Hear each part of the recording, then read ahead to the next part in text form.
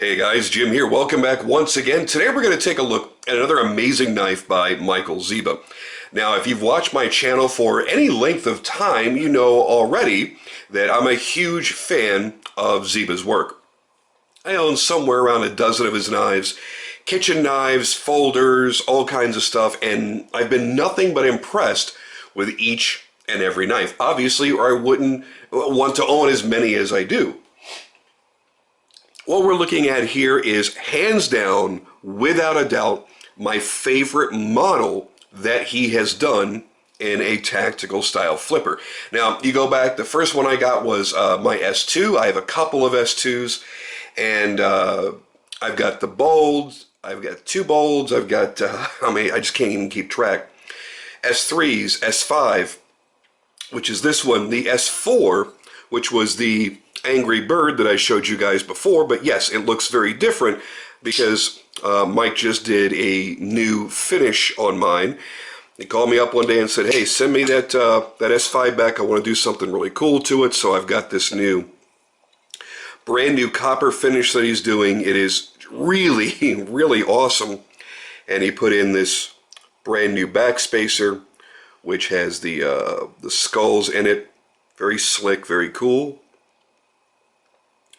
And obviously kept my same clip. New blade finish. This used to be a satin finish blade. So yeah, I'm a huge fan of his work, and the finishes and stuff that he does is second to none. When we talk about finishes, you know, what he generally does is he brings in finish work from the jewelry industry that really has never been seen in the knife industry before. So you get stuff that looks like this. Then we have this. Now this is the same as what I have on my bold. And this was a collaboration with Esteban at Thai Survival. This is, and for anybody that's been in the knife community for any length of time, you know Esteban's signature snakes. That is his snake anodizing. And so now I have two pretty much matching knives here, at least with the finish in the titanium handles. And for a while there, this was probably my most dominant everyday carry. I'm the kind that carries a different knife every single day. Sometimes I'll even change throughout the day. But that became one of my mainstays that I started carrying day after day. Now I have this. And there are a number of reasons why this is my favorite new design. Number one, it's a big, full-size knife that doesn't really carry quite as big as it is. You have a 4-inch blade, and overall length is 9¼ inches. Now, where it differs the most, and we'll talk about the blade design in a moment and the inspiration for that, but where it differs the most in its shape and its feel, let's take a good look. So we look at the typical S series. This is, again, this is an S4, this is the S5, and this is a bold. The bold is his slab-sided knife. So the titanium is all flat, and it's just rounded at the outside edges, and very simple, basic, straightforward. With the S series, they're all contoured. All the frames are contoured in this direction. And that makes for a fat-feeling, hand-filling, very comfortable handle in your hand. This one is quite a bit different. As we take a look, we see that yes, it is contoured in the same way that the S4 was, but you'll also notice, and it's a little bit hard to see, and I apologize, because of this particular pattern work. But what you have here is the handle dips inward here. There's a concave here. You'll feel the split right here. Concaves again and flares outward at the butt. Now this is going to feel more like a high-end custom fixed blade in your hand. I don't know of anyone, and I'm not saying this is the first time it's ever been done. There are a zillion knives out there. I can't memorize each and every one. I can't even put each and every one in my hands. But this is the first time that I've personally seen this type of sculpting that we typically see on very high-end fixed blades. It's the first time I've seen this type of work being applied into a folder. And here's where that inspiration comes from. This knife is made in collaboration with Jason Knight. Now, for those that don't know Jason Knight, if you've ever watched Forged in Fire, he is one of the judges on Forged in Fire. He's the dude with the cool beard, which actually he just shaved it off, so I can't even say that anymore. But most of you that know the name will know the name from his incredibly popular kukris. Now, Jason forges his own steel, does all of his own work. He's an amazing bladesmith in pretty much every right. But the knife that really, I believe, has gotten him the most degree of popularity has been his kukri-style knives. As a matter of fact, that's what I want to order from him. If I can find a way to get on his books, I want one of his kukris in that really bitchin' black finish that he does. This is a way of bringing his style into a folder, because he currently doesn't make folding knives. He only makes fixed blade knives. And the reason why this came to fruition is because Jason Knight is actually Michael Zieba's mentor. Remember, Michael Zieba came here a little over 10 years ago from Poland, and obviously went to New York. He's been in Brooklyn since then. He's a Brooklyn boy, and he's as insane as all the rest of you in Brooklyn. But all the things that he really needed to know, that he didn't already have the knowledge of, Jason gave that to him. He helped him get his foot in the door in this industry. And this was one of the ways that Michael wanted to honor his mentor and all the time that he put into him. So you're finally able to own the basic look of one of Jason's knives, but in a compact folding knife that you can carry with you every single day. I first put one of these in my hands at the Guild Show, which was that October? Yeah, it was October of last year, October of 17.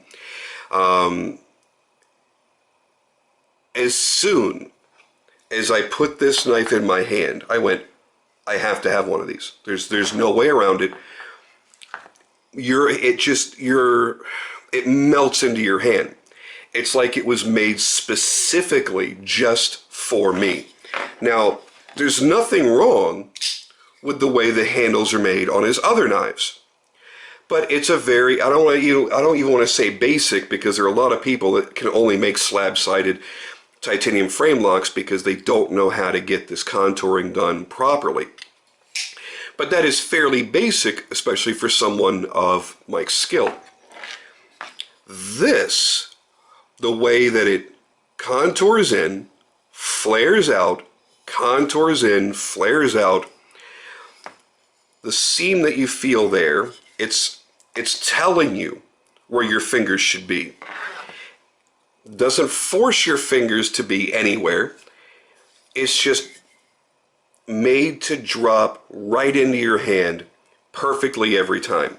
You can index this knife perfectly. Every time you grab it, you know where you're holding it, what position it's in, whereas some other knives may be a little bit vague on that. Now again, that's much more important on a fixed blade knife. But if for some reason you didn't recognize where your pocket clip was and all the other stuff, or the felt for the flipper tab, it helps you index the knife. It's sitting in your hand properly for any kind of cutting that you've got to do, for whatever handhold that you want this in. That's about the only handhold that I would find to be uncomfortable. If I was really bearing down and trying to cut, the flipper tab's going to get you there. But that's the nature of a flipper. It's not an ill-designed folder. Another thing that I love about this is right here. Notice how he has relieved more on the presentation side than on the lock side. This means you don't have to jam your thumb down in here to try to unlock it. You just simply bring your thumb straight across and it unlocks the blade perfectly. The action, of course, is fantastic. All of Mike's knives are fantastic when it comes to the action. There's never a complaint there. They're fast. His detent work is perfect. It's just hard and sharp enough so that the blade will always be retained within inside the handle, and you're always going to get a fast action, but it's not so hard that it's a finger killer. It's super fast, very smooth, as you can see there. He's added jimping all the way around the flipper tab. Actually, all the way. Wow, I've never seen anybody go quite that crazy. So no matter how you hit that flipper, it doesn't matter from what angle, it's going to flip very, very easily. That jimping is going to catch into your finger. So there is Zieba's logo. There is Jason Knight's. His is kind of recessed a little bit when the blade is closed. There it is right there. There is his signature fuller. Now, obviously, this is made quite a bit differently than Jason's knives. With Jason, this would be a forged blade, and he would be forging and he would be hammering in that fuller. Well, that's just simply not practical, not going to happen on a small folder blade like this. It's just not going to happen that way. So this is obviously ground in. Look at the complicated grind on this knife as well. So you've got this top clip or swedge, whatever you'd like to call it. You've got it's a gorgeous sweeping plunge on the primary, going up into your flats. So your flats are prominent here and here and get super thin, but the flat does not disappear with that fuller. And then the fuller trails off downward toward the tip. It is a severe recurve. I am a huge fan of recurves. I think that is probably the sexiest look of any blade profile there is. Added to that, it's extraordinarily useful. A lot of people find it to be a pain in the ass to sharpen. I'm not going to say that it's not, but it's beautiful and it's useful, and Mike's knives are always extremely, extremely sharp. Going into the frame again, you see the beauty of this as you're holding it. The frame flares out, keeps it from sliding forward. This little ridge right here falls right between these two fingers, holding it in place. Deep recessed choil for your finger, and then your flipper actually adds more of the security of like having a guard. You've got jimping on the back side of the blade, on the spine, and then if you're really choking up on it, if you've got a really long thumb anyway, the back side of the harpoon would actually act as a thumb rest or thumb ramp. My thumb's not quite that large in my holding position, so it kind of sits right there. Nice, clean, simple hardware. There is, I want to double check, yep, I don't know if we can quite see in there, but there is a steel insert in the titanium lock bar. So you have the steel on steel contact, reduced wear. Beautiful pocket clip, and a big pocket clip too. His pocket clips generally aren't that large. So nicely done on that as well. And then he added the lanyard on here. This is actually one of my beads with my maker's mark on it. Same thing I carry on my bold. Because Michael actually makes my beads. I did a run of these custom beads last year, and Michael was kind enough to offer to make them for me. Did a fantastic job. People seem to love them. We will do it again in the future. But if you buy one of these knives, it will come with one of Michael's beads on there. So, where do you get one of these? Well, if you go to Zieba Knives website, they're sold out. Of course, they're very, very, very long gone, because they're very limited. Where you want to go is Fort Henry Knives. I believe, if I'm not mistaken, he's also set up with DLT Trading, but really his biggest dealer and biggest supporter has been Vince over at Fort Henry Custom Knives. Vince is a great guy, knows his shit, and if for some reason you go to look and the S5 is not listed on there, you can always call up and say, hey Vince, can you order more? When are you getting more? Are there any on the way? And Vince will be honest and let you know. So definitely hook that up. He's got another dealer, but it's somebody I refuse to ever utter their name ever again. Will not support them in any way, shape, or form. So that retailer, sorry, not getting any promotion from me. But definitely check out Vince. Again, I do believe they're set up at DLT Trading as well. And don't forget, there's also these cool little side projects that Michael does as well. This teeny tiny little guy right here was basically a private label knife made for Shinola. Shinola, yeah, the watch brand, the famous Detroit watch brand, decided they wanted to get into knives last year, or about 2 years ago. And they have some really, really cool kitchen knives. And then this little guy right here. I love this little thing. For the rare occasions that I carry something really, really small, this is the one I've been reaching for. It's between this and my Kutsu by Greg Geckel. So super slick little knife right here. The only way you can buy this is from Shinola's website. Look at the work that's just put into the clip. How cool is that? You know, Michael's really good about little small details, not letting anything go by, not letting anything go unnoticed. Everything is always just, well, damn perfect. So if you've ever wondered, are Zieba knives worth it? Yeah, absolutely. I could not be happier with my selections. And this one is absolutely my new favorite. Number one from the design, I love Jason Knight's knives. I especially love his kukris. I will own one and can't wait to finally do that. The feel of the handle in your hands, the way the recurve has been done, the fuller that's been added, everything about this knife is just utterly fantastic. And you can always find, you know, one little thing about a knife, no matter how great it is, that you would want to change. Nothing.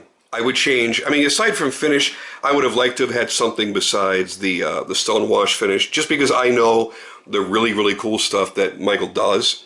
But his stonewash is really, really cool looking. So I can't even knock it for that. It's just a traditional thing. I'm generally not a fan of stonewash. However, on this one, it was done very, very well. There's really nothing on this knife that I would change. It is about as perfect as a larger sized EDC can be.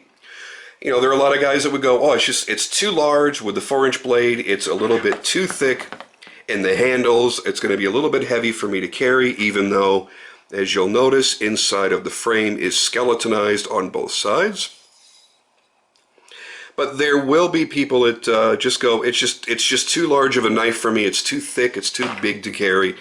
That's cool. I get that. Sure, if this was a 3.5 inch, maybe an ounce or an ounce and a half were cut off of it, sure, it might be even better. But I always have to take into consideration what we're looking at. This is a full-size knife. It's a larger-sized EDC. I'm not going to compare this with, like, my Rockstead Shin. It's a wildly different knife. It's made to be different, and that's fine. I love it for what it is. I cannot stop carrying this knife. I actually have to force myself because, you know, just like everybody else on social media, you know, we take our little pictures every day of the knife that we're carrying and share with other people and see what they're carrying and have conversations about it. And when I go day after day after day after day with the same knife, it gets to be repetitive and your followers don't want to see that. So I literally force myself to put this back and carry something different. It's that difficult for me because I love it that much. I'm at the point where if I said I could only have one knife, I don't mean one knife as a collector. I mean just if I was only ever going to have one knife that I wanted to carry every day and use every day, and as I look across my collection, it might be this. It might be this that I would say I would want this to be my one and only knife because I can't think of a single task that this knife would not be up for. It's also impressive if you're showing it off to your friends or someone new. So it kind of does everything that a collector would want, that a user would want. You're not afraid to use it. By the way, I completely forgot to mention, this is M390 steel. So you've got Bowler M390, a micro clean steel. It's going to hold an edge for an extremely long time. It's got a great degree of corrosion resistance. I apologize I didn't mention that earlier. I just got excited about the whole knife and forgot to mention the particulars, but it literally does everything. as a user, as a collector, I don't think that it falls short anywhere. And if you don't think that's the case, I urge you to put one of them in your hands. When you feel the ergonomics of this handle, this is one of the most ergonomic folders I have ever held at any price range made by anyone. So put one in your hand and get a feel for it. And I promise you, if you put one in your hand, you will own one of these. Absolutely. Now in the other finishes, you'll see all of the workmanship that's been done in that handle a lot more prominently. This bead blasted and then anodized finish with this pattern really obscures a lot of the lines, but they're there. They most certainly are there. They're just a lot more subtle in this finish. Anyway, I'm going to stop rambling. I've got to go. Let's get into something else here. I'm going to try and get some more videos pumped out as quickly as I can. Thank you as always for joining me, and I'll catch you on the next video.